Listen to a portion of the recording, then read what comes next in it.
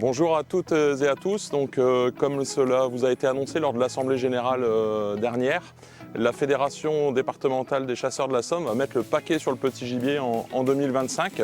On va ainsi doubler le budget de la Fédération sur le petit gibier et passer à quasiment 200 000 € pour aider nos chasseurs dans notre département à gérer, investir et pérenniser sur l'espèce à la fois de la perdrix et du faisan. Donc on compte sur vous, acteurs de terrain, et bien sûr, en échange d'un engagement financier de la Fédération des chasseurs, vous devrez mettre la main à la pâte.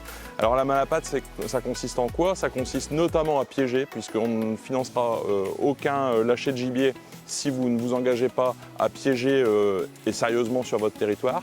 Et également, si vous aménagez, si vous gérez, si vous abreuvez, voilà, on vous donnera du boni et tout ça va vous être expliqué par Richard dans le moindre détail. Un coup de pouce, comme l'a dit Jean-Gabriel, qui est vraiment le bienvenu, parce que vous savez, j'ai 35 ans de fédération, 35 ans que je m'occupe du petit gibier, que je suis le petit gibier, et 2024 a été franchement l'année la plus catastrophique que j'ai pu connaître dans toute ma carrière. Au point où les populations de petits gibiers elles sont fondues. Vous savez, on parle de faisans, on parle de perdrix, les lièvres aussi, les populations ont baissé. Donc vraiment le coup de pouce qui est prévu par notre fédération, il est le bienvenu. Alors notre coup de pouce, il va consister principalement à aider sur les oiseaux de pré-lâchés, sur les jeunes perdrix, sur les jeunes faisans de pré-lâchés. Le pré-lâché, ça veut dire tout simplement des oiseaux qui sont lâchés avant l'ouverture de la chasse, en juillet et août. Et une subvention assez conséquente va être accordée à nos adhérents, à qui on va demander de s'engager pendant 3 ans à être en contrat de garderie chez nous. Alors concrètement, pour vous donner une idée et quelques pourcentages, chaque territoire pourra prétendre jusqu'à 500 € de subvention. À partir du moment où le territoire est piégé, c'est 40% de la facture de perdrix, de faisan, voire même le mix des deux qui sera subventionné. Si le territoire, en plus d'être piégé, est bien agrainé, est bien abreuvé, on passe à 60%. Si c'est bien aménagé, on arrive à 80% de la facture qui va être subventionnée, la facture des oiseaux.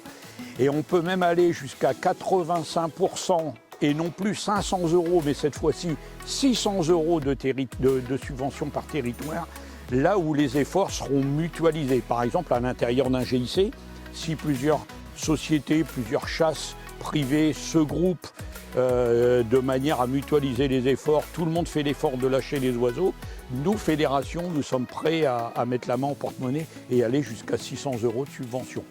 Deuxième chose qui est aussi importante, c'est que bien entendu, il va se lâcher beaucoup d'oiseaux, on le sait. On est prêt, nous, fédération, à aider, vous savez, pour ce qu'on appelle les cages de pré-lâché. On disait tout à l'heure du pré-lâché. Donc c'est bien de mettre les oiseaux, c'est des jeunes oiseaux, de les mettre en cage, en petites cages, de manière à ce qu'ils s'acclimatent à l'endroit où ils sont réintroduits.